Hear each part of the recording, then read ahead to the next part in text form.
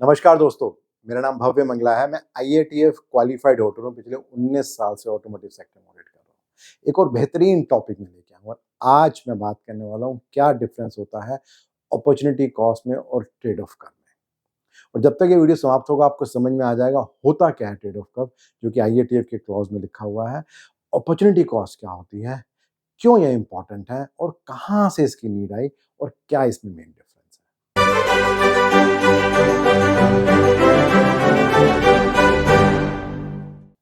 In general अगर हम बात करें तो ट्रेड ऑफ की बात करते हैं, रोज हम ये कर रहे होते हैं जाने अनजाने में। से फॉर एग्जांपल हमें लगता है कि हमें दिल्ली से न्यूयॉर्क जाना है। अब उसके लिए बड़ा आसान तरीका है कि ये फ्लाइट सस्ती है इसे ले लो, ये फ्लाइट महंगी से छोड़ दो। बट एक्चुअली में कॉम्प्लेक्सिटी से ज़्यादा होती है। ये बात भी होती है कि कितने बजे फ्लाइट यहाँ से उड़ने वाली है, कितने बजे फ्लाइट वहाँ पहुँचने वाली है। मेरा जो फ्रीक्वेंट फ्लाई का माइल्स हैं वो किस एयरलाइन में, ए एयरलाइन में या बी एयरलाइन में है। देन ये भी होता है कि पिछले 1 साल 2 साल में इसका ट्रैक रिकॉर्ड क्या है विद रिस्पेक्ट टू सेफ्टी। क्या ट्रैक रिकॉर्ड है कि टाइम पे पहुँचती है या नहीं पहुँचती। तो ये बहुत सारे फैक्टर्स होते हैं और हम कहीं न कहीं जाने-अनजाने में इन सब बातों को वेइ करते हुए डिसाइड करते हैं कि हमें किस एयरलाइन से जाना है। यही देखा जाए ट्रेड ऑफ कर्व है। अगर हम इंडस्ट्री के पर्सपेक्टिव से बात करें, जब हम ट्रेड ऑफ कर्व की बात करते हैं तो प्राइमरीली उसका इंटेंट क्या है कि हमारे पास कुछ ऑल्टरनेटिव्स हैं। अब हमें उसमें से ये देखना है कि हमारा जो सबसे बेस्ट ऑल्टरनेटिव है वो क्या है, जिससे कि हमें मैक्सिमम प्रोडक्टिविटी मिल सके, हाई वैल्यू मिल सके, लो कॉस्ट रह सके और कस्टमर की सेटिस्फेक्शन को हम किस तरह से बढ़ा सकें। से फॉर एग्जांपल एक टेक्निकल एग्जांपल अगर लेके चलते हैं कि हम मान के चलते हैं कि एक डायामीटर और वॉल थिकनेस है एक पाइप का, और वो इंपॉर्टेंट है एक सर्टेन प्रेशर के लिए और वेलोसिटी के लिए जो कस्टमर की रिक्वायरमेंट है। अब हमें कितना डायामीटर और वॉल थिकनेस रखना है, क्योंकि जैसे-जैसे हम वॉल थिकनेस बढ़ा रहे हैं वैसे कॉस्ट बढ़ती जा रही है, या जैसे-जैसे हम डायामीटर बढ़ाते जा रहे हैं वैसे-वैसे प्रोडक्ट की कॉस्ट बढ़ती जा रही है। तो किस तरह का हम डायामीटर और वॉल थिकनेस रखें जिससे कि जो प्रेशर और वेलोसिटी जो अल्टीमेटली कस्टमर की रिक्वायरमेंट है उसको हम पूरा कर सकें, उसके लिए हमें ध्यान रखना है। एक बहुत ही इंटरेस्टिंग बात है जो माइकल पोर्टर ने बोली है। माइकल पोर्टर कहते हैं कि एक बहुत ही अच्छी स्ट्रैटेजी का सबसे अच्छा साइन ये है कि उससे कुछ लोग तो हमेशा ही परेशान होने वाले हैं। अगर हम बात करते हैं अब अपॉर्चुनिटी कॉस्ट के बारे में, तो अपॉर्चुनिटी कॉस्ट बेसिकली क्या है? अपॉर्चुनिटी कॉस्ट बेसिकली वो बेनिफिट है जो किसी इंडिविजुअल को या किसी ऑर्गेनाइजेशन को या किसी बिज़नेस को मिलने वाला है, जब वो ये डिसाइड करने वाले हैं कि उन 2 अल्टरनेट में से कौन-सा अल्टरनेट है जो वो चुनने वाले हैं। से फॉर एग्ज़ाम्पल हम बात करते हैं इलेक्ट्रिकल व्हीकल की। अब इलेक्ट्रिकल व्हीकल में जो बैटरी होती है उसका वज़न बहुत ज़्यादा होता है, जो आईसी इंजन होता है उससे भी। तो अगर वज़न ज़्यादा हो तो जो फाइनल माइलेज मिलती है हमें व्हीकल की उसमें दिक्कत आ जाती है, कम हो जाती है। प्लस और बहुत जो सारे पार्ट्स हैं उन पे लोड पड़ता है। से फॉर एग्ज़ाम्पल टायर्स में या चेसिस में, तो उसके डिज़ाइन को चेंज करने की ज़रूरत है। लेकिन जैसे ही आप उसके डिज़ाइन को चेंज करते हो तो ओवरऑल जो व्हीकल का वेट है वो और बढ़ जाता है। तो अब आपको अल्टरनेट मटेरियल ढूँढने हैं जिससे कि जो चेसिस है जिसके ऊपर वो बैटरी रखी गई है वो हल्की भी हो बट उसके अंदर वो स्ट्रेंथ भी हो। वो जो टायर हैं, जो अभी ज़्यादा लोड के कारण से ज़्यादा उसकी रोलिंग फ्रिक्शन रहेगी, उनको डिज़ाइन कुछ इस तरीके से करना है कि उसकी जो कॉस्ट है वो कम हो और प्लस फिर भी वो आउटपुट दे। इसी तरह से बहुत सारे जो और पार्ट्स व्हीकल के अंदर sheet metal parts, plastic components होते हैं, उन सब का भी वज़न कुछ इस तरह से कम करना है कि वो डिज़ायर्ड आउटपुट भी दें, बट ओवरऑल जो व्हीकल है उसका वज़न कम करें। जब ऐसा होगा तब हम कह सकते हैं कि हाँ, यस, ये वैल्यू प्रोपोज़िशन ठीक बना है। अब एक बहुत इंटरेस्टिंग बात इसके बाद आती है कि क्यों हमें सोचना है ट्रेड ऑफ कर्व के बारे में या अपॉर्चुनिटी कॉस्ट के बारे में। तो एक बहुत ही इंटरेस्टिंग बात बोली है केनी रोजर्स ने। उन्होंने कहा कि ये एक तरह का ट्रेड ऑफ है, समथिंग जैसे कि हमारी लाइफ में होता है कि जैसे-जैसे हमारी उम्र बढ़ती है, हमारे अंदर बुद्धिमानी बहुत बढ़ती जाती है। लेकिन हमारे अंदर की जो चपलता होती है, जो तेज़ी होती है, वो भी कहीं न कहीं कम हो रही होती है। माइकल पोर्टर ने 3 की कारण बताए हैं कि हम क्यों ट्रेड ऑफ करते हैं। जो पहला कारण है उसका, वो ये है कि जनरली ऐसा होता है जो प्रोडक्ट्स के फीचर होते हैं वो इनकम्पैटिबल होते हैं। अगर हम कोशिश करते हैं कि सबको सारी रिक्वायरमेंट पूरी करके दे दें, तो हमेशा दिक्कत होगी। से फॉर एग्ज़ाम्पल एक कंपनी है, मान लो, जो लग्ज़री ब्रांड बनाती है, जैसे मर्सिडीज़ कार है, लुइस विटॉन, रोलेक्स वॉचेज़ हैं। अब आप उनसे कह दीजिए कि नहीं, आप अपने फीचर्स को कुछ कम करके मास कंज़म्पशन के लिए अपने प्रोडक्ट बनाना शुरू कर दीजिए। वो कर तो देंगे, लेकिन उनकी जो ब्रांड इमेज है, जो उनकी वैल्यू है, वो खत्म हो जाएगी। देन जो दूसरा जो माइकल पोर्टर बोलते हैं, वो बोलते हैं कि अक्सर ऐसा होता है कि कई बार जो ट्रेड ऑफ होता है वो मुश्किल होता है हर तरह की क्वालिटी को देने के लिए, जो कि किसी एक के लिए रेलेवेंट है, किसी और के लिए रेलेवेंट नहीं है। से फॉर एग्ज़ाम्पल अमेज़न की बात करते हैं, अब अमेज़न से आप कुछ भी खरीदना चाहें वो आप खरीद सकते हैं, वो आपको मिल जाएगा।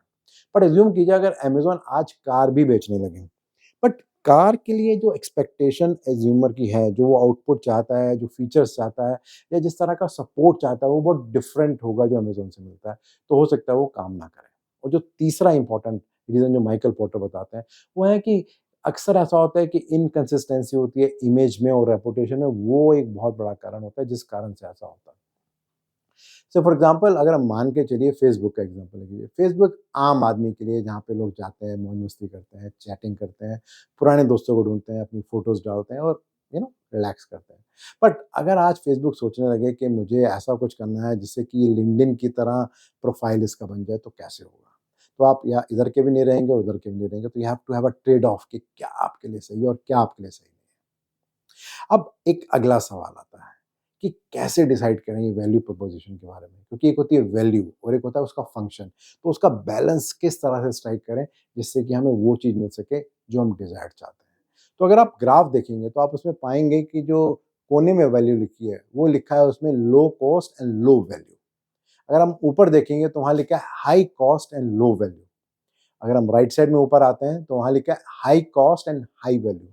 और नीचे राइट साइड में जो पिंक कलर से है वहाँ लिखा है low cost and high value. यानी कि हमारा फोकस ट्रेड ऑफ करके एक ऐसी जगह पे आने में है जहाँ पे हम लो कॉस्ट में हाई वैल्यू दे सकें। अगर आप एक और ग्राफ देखेंगे with respect to quality and cost, तो इसमें आप देखेंगे कि जब हम लो क्वालिटी एक्स एक्सिस में बात करते हैं, मीडियम क्वालिटी की बात करते हैं, हाई क्वालिटी की बात करते हैं, तो एक सर्टेन कॉस्ट है जो उसके अंदर आती है। बट अगर हम सोचते हैं कि हम उससे हाई कॉस्ट पे चले जाएँ और बेटर कॉस्ट पे चले जाएँ, हम जा तो सकते हैं हाई क्वालिटी से वेरी हाई क्वालिटी में, लेकिन उसके लिए जो कॉस्ट है वो डबल ट्रिपल होने वाली है और ये देखना बहुत ज़रूरी है कि क्या हम उस कॉस्ट को पे कर सकते हैं या पे नहीं कर सकते हैं। अब एक एग्जांपल अगर लिया जाए with respect to opportunity cost, तो एज्यूम कर लीजिए कि आपके पास $5000 है। अब आपके पास 2 चॉइस हैं। एक चॉइस तो ये है कि भई आप सोच रहे हैं कि मैं छुट्टियों में जाऊँगा और एन्जॉय करूँगा। दूसरा ऑप्शन ये है कि भई आपका बहुत बड़ा क्रेडिट कार्ड का बिल पड़ा हुआ है, उसको आपको पे करना है। अगर आप घूमने चले जाते हैं तो ₹5000 वहाँ खर्च कर ही देंगे और काम हो जाएगा। बट अगर आप उसका क्रेडिट कार्ड का बिल दे देते हैं तो उस केस में आप वो $5000 बचा सकते हैं। बट मज़ेदार बात ये है कि आप सिर्फ़ $5000 ही नहीं बचा रहे। यहाँ पे जो इंटरेस्ट लगने वाला था क्रेडिट कार्ड पे, वो भी अगर आप ऐड करेंगे जो करीब $1000 होगा, तो एक्चुअली में जो अपॉर्च्युनिटी कॉस्ट इस केस में होगी वो $6000 से ऊपर की होने वाली है। एक बहुत इंपॉर्टेंट क्वेश्चन यहाँ पे आता है कि क्यों ज़रूरी है trade off and opportunity cost? तो इसका रीज़न बहुत सिंपल और बहुत लॉजिकल है कि जो एंड यूज़र है, जो कंज़्यूमर है, उसको हमेशा ही लो कॉस्ट में हाई वैल्यू आइटम चाहिए। अगर हम ऑर्गेनाइज़ेशन की बात करें तो वो हमेशा इस बारे में सोचता है कि किस तरीके से वो कम से कम कीमत लगा के हाई प्रोडक्टिविटी कर सके। तो कैसे पॉसिबल होगा? तो वहाँ पर हमें ट्रेड ऑफ करना है और हमें देखना है कि क्या करके हमें बेनिफिट होगा और क्या करके हमें नुकसान होगा। तो अगर मैं समरी करूँ कि क्या की डिफरेंस है between trade off and opportunity cost, तो पहली बात तो ये है कि दोनों इंटर रिलेटेड हैं। जब हम ट्रेड ऑफ की बात करते हैं तो हम बात करते हैं कि अगर हमारे पास 2 अल्टरनेटिव हैं तो किस अल्टरनेटिव को चुनें, ए या बी। अब जब हम अपॉर्चुनिटी कॉस्ट की बात करते हैं, वहाँ पे होता है कि अगर ए और बी में किसी को चुनना है तो कहाँ पर कॉस्ट का नुकसान ज़्यादा होगा और कहाँ पे कॉस्ट का नुकसान कम होगा। यानी कि जब हम कॉस्ट के पर्सपेक्टिव में उसको देखते हैं, तो वो अपॉर्चुनिटी कॉस्ट होती है। मेरा जो अगला वीडियो रहेगा, वो भी डिफरेंसेस के बारे में और यहाँ मैं बात करने वाला हूँ, क्या डिफरेंस होता है स्क्रैप में और सैल्वेज में। रेगुलरली बहुत सारे फीडबैक आ रहे हैं आपके और हेल्प कर रहे हैं अंडरस्टैंड करने के लिए आपकी क्या एक्सपेक्टेशन है। सो प्लीज़ उसको आप कंटिन्यू कीजिए। और अगर इस पर्टिकुलर वीडियो को आप और डिटेल में जानना और समझना चाहते हैं, तो नीचे आपको एक लिंक मिलेगा, वहाँ एक ब्लॉग आपको दिखेगा। वहाँ और डिटेल में जानकारी मिलेगी इस पर्टिकुलर वीडियो के बारे में। अगर आपको लगता है कि इस तरह के ब्लॉग्स और वीडियोज़ यूज़फुल हैं, तो हमेशा आप अपने फ्रेंड से शेयर कर सकते हैं और मेरे यूट्यूब चैनल और मेरी वेबसाइट भव्यमंगला.com को सब्सक्राइब भी कर सकते हैं। धन्यवाद।